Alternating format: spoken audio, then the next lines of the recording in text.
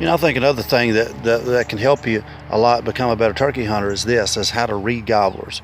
I think probably just as important, if not more important, on being a good caller is know how to read particular turkeys. And that turkeys, you can read them, and I think that makes a good hunter a better hunter is when you read particular gobblers and how they're gobbling, how they're acting. Even a lone gobbler sometimes I don't understand why they do it, but some mornings, he'll be gobbling his head off, and I mean he's ready to work, and then you may go, the same gobbler may go the next day, and you may not, and he just may just totally be just not even interested, maybe just not even gobble, or maybe gobbled half a dozen times in the next 2 or 3 days, and it's the same one. And he's just not, I don't know. And it's just like overnight, something clicks in them, and the next day they're just all fired up and ready to go. And so you got to know how to read particular gobblers. And if you have several maybe roosted in the same location, just like this morning, for instance, of course, most of you know that's been following me on Facebook, I can't go to where they're all gobbling this year because I can't hunt over there. It's posted, but I'm sitting there listening to an orchestra every morning of them, and it's driving me crazy. But there was 4 gobbling this morning, but there was one particular one that was actually further than well, there was one in front of me, and they're all like 200 yards, and then there was another one about 150 yards, and then there was another one to my left, and then there was 2 more to my right. And the one that was over here on the point to my left, man, he was just gobbling, and the other 2 or 3 was just spacey. It was just drawed out every 10-15 minutes they gobble, and then so if I could hunt over there, which I wished I could, but which one do you think I should go to? Well, of course, the one that's gobbling a lot, right? Because why? Well, these actually may be closer, but they're just not gobbling a lot. They're probably not really interested. That one's all fired up. He's ready to do something. So if you have numbers, you try to find out which one is gobbling more and go after him, because he's the one that's fired up. He's the one that's ready, and he's really ready to go. So you got to know how to read turkeys. And yeah, these are closer, but they're probably not going to work as good as that one there. So that's how you read turkeys. That's how you read gobblers. And so once you get up on a gobbler that's ready to work, then once you get him coming in, and actually what I like to do is instead of me calling him answering me, I'll wait till he gobbles and then I'll answer him. And a lot of times that just helps get in their head, I think, a little bit more. In other words, instead of me calling and him gobbling at me, like we think that we're doing, I'll stand and wait till he gobbles and I'll answer him. And I won't call until he gobbles and I'll answer him back.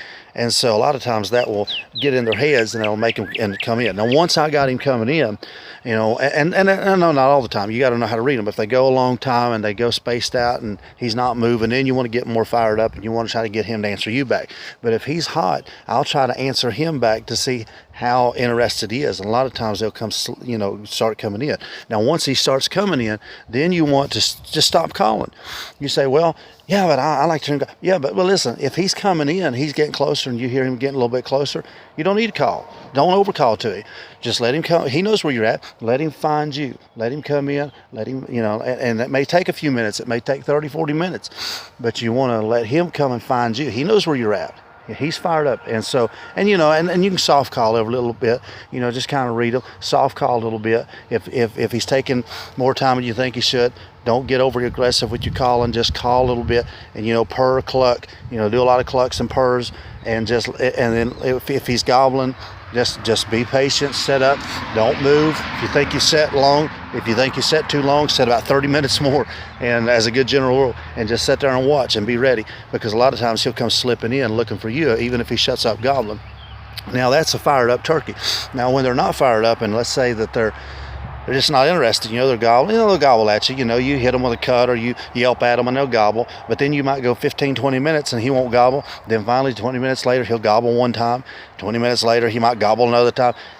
And if that's the only turkey you've got to hunt that's close to you, then you really kind of have to see which direction he's going. And then if you have to, get up, if you can, slip around and get way ahead of him in the direction he's wanting to be. Because he's probably not going to come to you on his own, so you have to kind of get in front of him and just call him to you. So in other words, if he's up here on the edge of the field or something, or in the corner of the field, and he's moving that way every 15, 20 minutes, you hear him, get up and make a big long circle and beeline it for 100 yards in front of him if you can, and just sit there and just kind of soft call sometimes get aggressive, just check him, see where he's at, because that's a turkey that's just not interested. I've actually watched turkeys through binoculars in a field 150 yards, 200 yards, and cut at them and cut and just make all kinds of racket, and he might break out in a strut, never gobble. He'll go and they'll just move on, won't even gobble, won't even look my way, just go on.